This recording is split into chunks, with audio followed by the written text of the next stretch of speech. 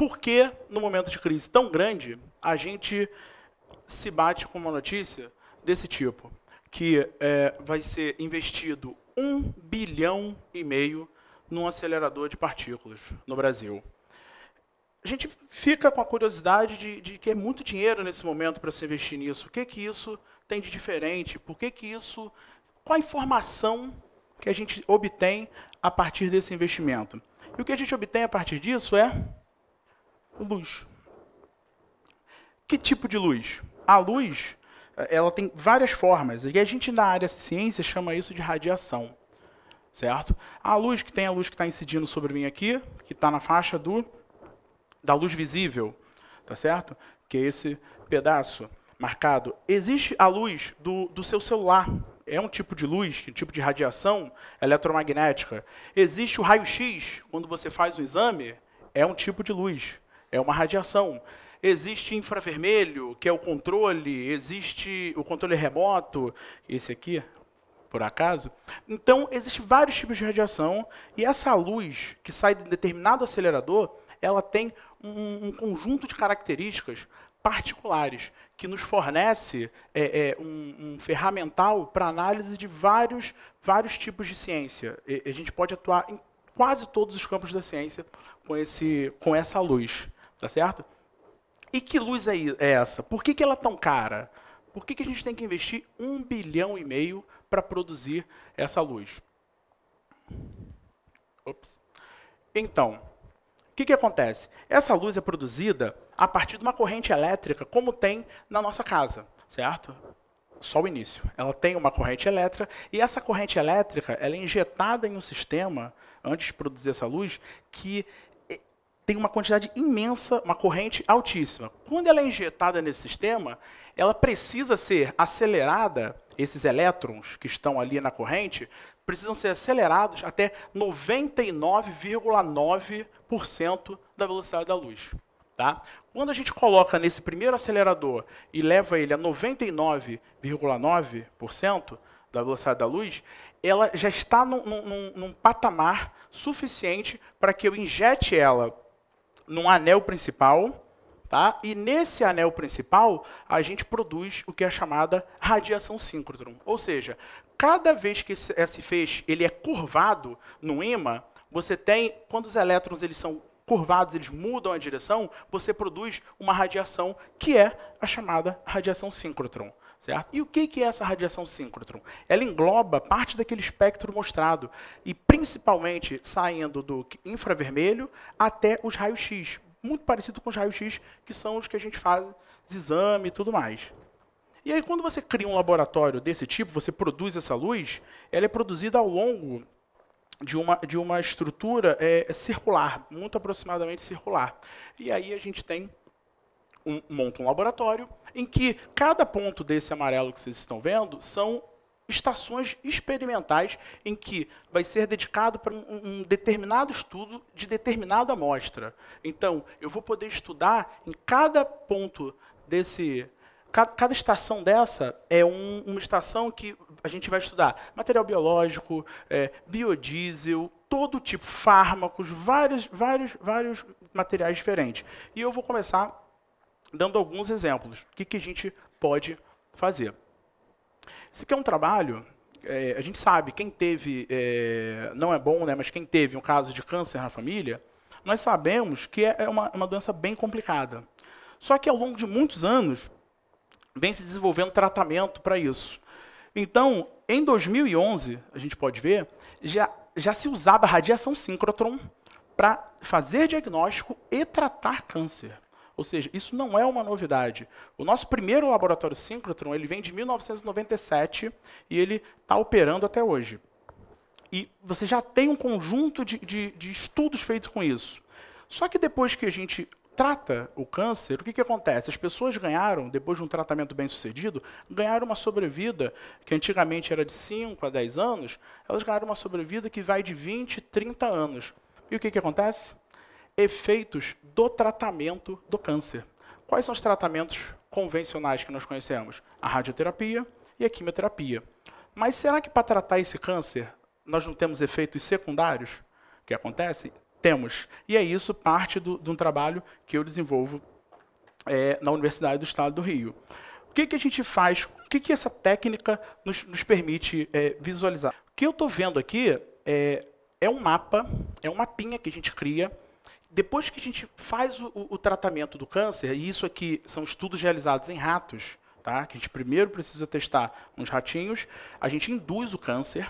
Depois que a gente induz o câncer, a gente trata o câncer nele e sacrifica. O câncer foi destruído e aí eu preciso estudar tecidos que sofreram esses efeitos. Então, esse estudo aqui, particularmente, é uma simulação de câncer de mama em que nós tiramos vários tecidos. Tecido de coração, fazemos estudos também que retiramos tecido de fêmur, costelas, para ver os efeitos secundários ou da radioterapia ou da quimioterapia. O que a luz síncrotron nos permite visualizar é coisas desse tipo aqui. Eu consigo visualizar como se fosse um mapa que é 40 micrômetros. O que é micrômetro? Micrômetro é a milionésima parte do metro.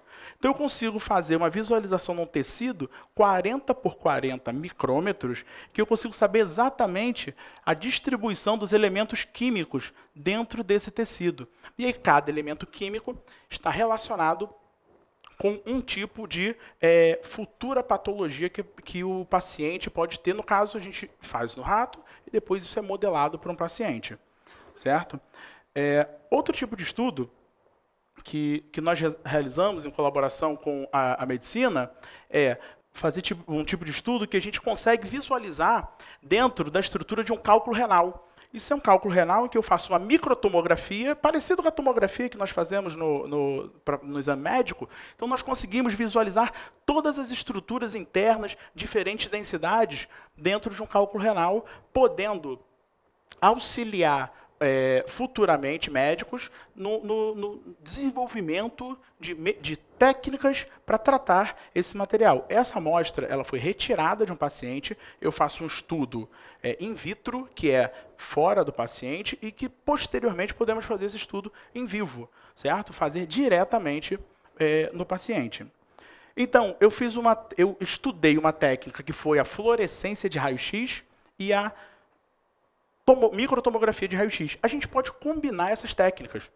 Combinando essas técnicas, nós conseguimos estudar dentro do osso, esse aqui é um osso de fêmur, eu consigo estudar a diferença de um tecido saudável para um tecido que foi tratado com quimioterapia. Olha como aumenta a porosidade dele, tá certo? Além disso, com a tomografia, com microtomografia.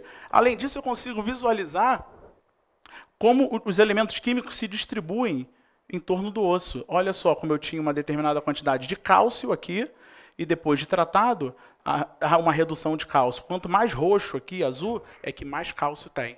E aí a gente consegue ver numa escala em que equipamentos convencionais não nos permitem, certo?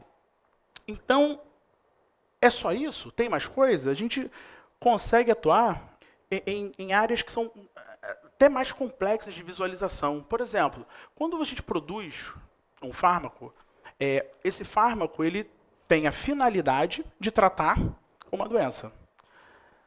Não tão recente, muitos estudos mostraram que os fármacos são moléculas complexas desse tipo, que algumas pequenas alterações num fármaco podem fazer esse fármaco ficar inativo, ou seja, você toma o remédio, você bebe o remédio e ele não gera um efeito. Ou pior, ele pode gerar um efeito contrário. Mas o que nesse fármaco, como é que eu vou entender o que nesse fármaco gera essa diferença? Quero que vocês reparem. Vocês conseguem reparar que aqui, a posição desses dois aqui está diferente da posição desses dois aqui? Vocês conseguem reparar? Certo? É isso. Se eu não souber exatamente como está localizado os átomos dentro da molécula, esse fármaco pode gerar um efeito inverso e, ao invés de tratar a doença, ele pode piorar a doença. Então, a radiação síncrotron, ela vem sendo desenvolvida, ela vem sendo trabalhada há muito tempo. há muito tempo no mundo todo. Então, nós temos diversas aplicações. São aplicações que vão da medicina à nanotecnologia, a desenvolvimento de novos materiais, desenvolvimento de todo tipo de material que a gente possa imaginar, certo? E onde nós estamos nisso? Onde que hoje o Brasil está nessa posição? Temos um equipamento já, por que vamos investir dinheiro em outro equipamento? A gente está investindo esse dinheiro para chegar num patamar de um equipamento que vai estar entre os melhores equipamentos do mundo, certo? Vamos competir diretamente com a Europa em termos de tecnologia. Desde 2003 foi pensada a ideia desse laboratório. Em torno de 2007, 2008 começou a se desenvolver seriamente a ideia de construir e foi aprovado em torno de 2008, 2009. E hoje nós estamos, essa é uma foto recente dele, estamos com 70% do laboratório pronto e ele vai ter a capacidade, como afirmou o diretor, de visualizar estruturas que antes nós não podíamos. Então, nós tínhamos que fazer o quê no Brasil, muitas vezes? Utilizar laboratórios europeus. Agora, a nossa intenção, estamos num patamar que vem sendo produzido em 10 anos, que as pessoas venham até o Brasil utilizar o nosso equipamento, porque nós vamos estar no topo, ou muito próximo do topo da ciência. Então, na verdade, a gente não tem gasto. Num sistema em que está em crise, a única forma da gente melhorar é investir em ciência e tecnologia. Porque é assim que nós vamos inventar novos materiais, novos equipamentos, tratar doenças e cobrir toda essa gama. Então, a mensagem que em 10 anos não tínhamos, estávamos numa margem e hoje estamos muito próximo do topo da tecnologia. Então, para a gente concluir a ideia quando você está em crise, invista em tecnologia. É a única forma da gente superar a crise e cada vez mais estar no topo do que seria o ideal da ciência. Tá bom? Obrigado, gente.